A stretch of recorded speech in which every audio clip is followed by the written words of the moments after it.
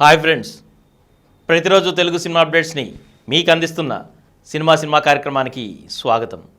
ఈనాటి చిత్ర విశేషాలు. అశ్వత్థామగా అమితాబ్,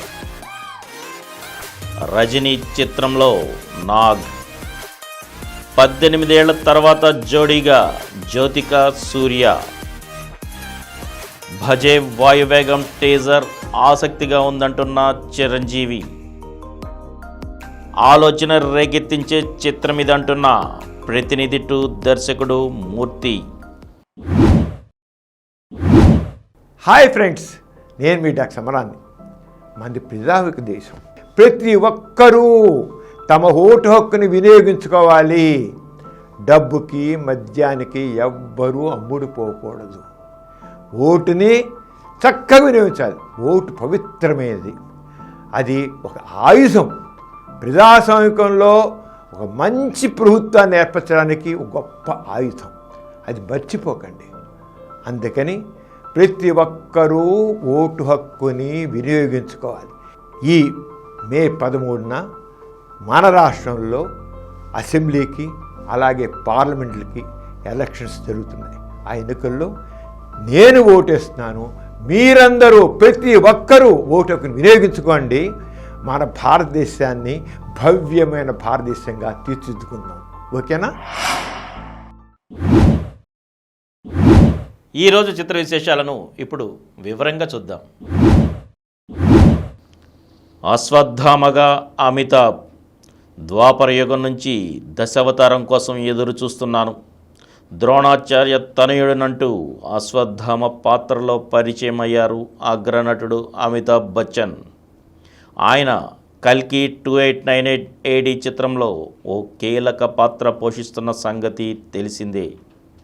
ఈ పాత్రని పరిచయం చేస్తూ ఆదివారం ఓ ప్రచార చిత్రాన్ని విడుదల చేసింది చిత్ర బృందం.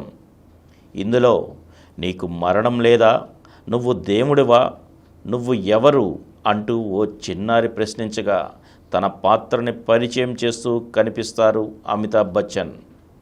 ప్రభాస్ కథానాయకుడిగా నాగ్ అశ్విన్ దర్శకత్వంలో తెరకెక్కుతున్న చిత్రం ఇది. వైజయంతి మూవీస్ పతాకంపై సి అశ్విని దత్ నిర్మిస్తున్నారు. అమితాబ్ బచ్చన్తో పాటు కమల్ హాసన్, దీపికా పదుకునే, దిశా పటాని కీలక పాత్రలు పోషిస్తున్నారు. పురాణాలు, సైన్స్ ఫిక్షన్ అంశాల ఆధారంగా రూపొందుతున్న ఈ సినిమా విడుదల తేదీ ఎప్పుడనే విషయంపై ఉత్కంఠ నెలకొంది. ప్రచార చిత్రాన్ని విడుదల చేశారు, కానీ విడుదల తేదీపై ఇంకా స్పష్టతనివ్వలేదు చిత్ర బృందం. అత్యాధునిక సాంకేతికతతో రూపొందిన ఈ సినిమా మరెవ్వరికీ లేని అనుభవాన్ని తనకు పంచిందంటూ అమితాబ్ బచ్చన్ ట్వీట్ చేశారు. రజనీ చిత్రంలో నాగ్, లోకేష్ కనగరాజ్ దర్శకత్వంలో రజనీకాంత్ కథానాయకుడిగా ఓ చిత్రం తెరకెక్కనున్న సంగతి తెలిసిందే. రజనీ 171వ సినిమా ఇది. తంగం, రాణా తదితర పేర్లు ప్రచారంలో ఉన్నాయి.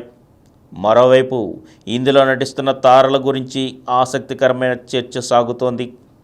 ఇదొక మల్టీ స్టారర్ సినిమా తరహాలో తెరకెక్కుతోందని, ఇందులో తెలుగు కథానాయకుడు నాగార్జున ఓ కీలక పాత్రని పోషిస్తున్నారని తమిళ సినీ వర్గాలు మాట్లాడుకుంటున్నాయి. ఇటీవలే లోకేష్ కనగరాజ్ హైదరాబాద్కి వచ్చి నాగార్జునతో భేటీ కావడం ప్రాధాన్యం సంతరించుకుంది. అలాగే ఇందులో రజనీకాంత్కి కూతురు పాత్ర కోసం శృతి హాసన్ ఎంపికైనట్టు తెలుస్తోంది. త్వరలోనే ఈ విషయాలపై స్పష్టత వచ్చే అవకాశాలున్నాయి. నాగార్జున ఇప్పటికే ధనుష్తో కలిసి శేఖర్ కమ్ముల దర్శకత్వంలో కుబేర చిత్రంలో నటిస్తున్నారు. 18 ఏళ్ల తర్వాత జోడీగా జ్యోతిక సూర్య.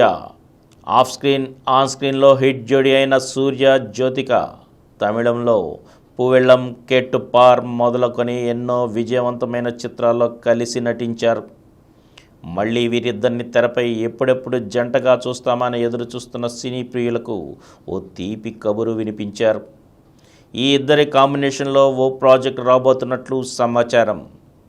బెంగళూరు డేస్ ఫేమ్ అంజలి మేనన్ దర్శకత్వంలో ఓ చిత్రం తెరకెక్కనుంది. ఇందులో సూర్య, జ్యోతిక జంటగా నటించనున్నారు. ప్రస్తుతం ఈ విషయంపై వీరిద్దరితో చర్చలు జరుపుతోంది చిత్ర బృందం. త్వరలో దీనికి సంబంధించిన విషయాన్ని అధికారికంగా ప్రకటించనున్నారని సన్నిహిత వర్గాలు తెలిపాయి. దాదాపు 18 ఏళ్ల తర్వాత వీరిద్దరి కాంబినేషన్లో వస్తున్న ఈ సినిమా ఎలా ఉండబోతోందోనని ఆసక్తిగా ఎదురు చూస్తున్నారు అభిమానులు. భజే వాయువేగం టీజర్ ఆసక్తిగా ఉందంటున్న చిరంజీవి. డ్రగ్స్ కేసులో ప్రధాన నిందితుడు, ఆ కేసును ఇన్వెస్టిగేట్ చేసిన ఆఫీసర్ హత్య కేసులో ప్రధాన నిందితుడనే డైలాగ్స్తో మొదలైంది భజే వాయువేగం సినిమా టీజర్. కార్తికేయ గుమ్మకొండ, ఐశ్వర్య మేనన్ జంటగా రాహుల్ టైసన్, తనికెళ్ల భరణి కీలక పాత్రలో నటించిన చిత్రం ఇది. యూవి క్రియేషన్స్ సమర్పణలో యూవి కాన్సెప్ట్స్ నిర్మించిన ఈ సినిమాకు ప్రశాంత్ రెడ్డి చంద్రపు దర్శకుడు. ఈ సందర్భంగా ఈ సినిమా టీజర్ను విడుదల చేసిన చిరంజీవి మాట్లాడుతూ టైటిల్, టీజర్ ఆకట్టుకునేలా ఉన్నాయి. టీజర్ చూస్తుంటే తండ్రి కొడుకుల మధ్య మంచి ఎమోషన్స్తో సాగే సినిమా అనిపిస్తోంది. యాక్షన్ బాగుంది. ఈ సినిమా హిట్ అవ్వాలని కోరుకుంటున్నానని అన్నారు. ఆలోచన రేకెత్తించే చిత్రం ఇది అంటున్న ప్రతినిధి 2 దర్శకుడు మూర్తి. వ్యవస్థని ప్రశ్నించడం మొదలుపెట్టి ప్రక్షాళన చేయడం వరకు సాగిన ఓ పాత్రికేయుడి ప్రయాణమే మా చిత్రమన్నారు మూర్తి దేవగుప్తపు. స్వతహాగా పాత్రికేయుడైన ఆయన దర్శకత్వం వహించిన తొలి చిత్రం ప్రతినిధి 2. నారా రోహిత్ కథానాయకుడిగా నటించారు. ఈ చిత్రం 25న రానుంది. ఈ సందర్భంగా మూర్తి శనివారం హైదరాబాద్లో విలేకరులతో మాట్లాడుతూ ఇది ఏ పార్టీని, ఏ నాయకుడిని లక్ష్యంగా చేసుకుని తీసిన సినిమా కాదు. ప్రతినిధి సినిమాలో హీరో వ్యవస్థ బయట ఉంటూ ప్రశ్నించాడు. ఈ సినిమాలో వ్యవస్థలో ఉంటూనే ప్రశ్నిస్తాడు. ఎన్నికలకు ముందు వస్తుంది కదా అని దీన్ని మరో కోణంలో చూడాల్సిన అవసరం లేదు. రాజకీయ వాతావరణంతో ప్రజలంతా ఆ ఆలోచనలో ఉన్నప్పుడు అలాంటి కథ చెబితే బాగుంటుందనే ప్రయత్నమే ఇది. నీ వ్యవస్థను బాగు చేసుకునే అవకాశం నీ చేతిలోనే ఉన్నప్పుడు అది మరిచిపోయి తిడుతూ కూర్చుంటే ఎలా?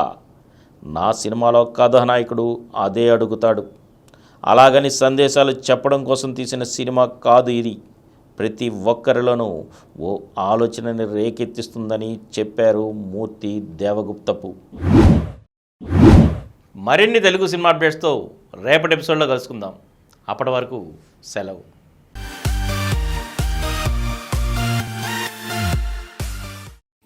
ఈ కార్యక్రమం మీకు ఎంతో నచ్చింది కదా?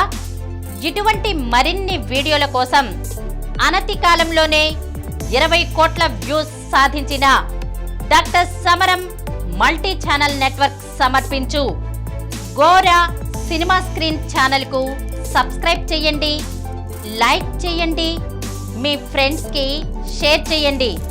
అలాగే ప్రక్కనున్న గంట సింబల్ని ప్రెస్ చేయడం మర్చిపోకండి. Please download Samaram Multi-Channel app and watch your favorite channels from your mobile. App available on Google Play Store and subscribe to the channels.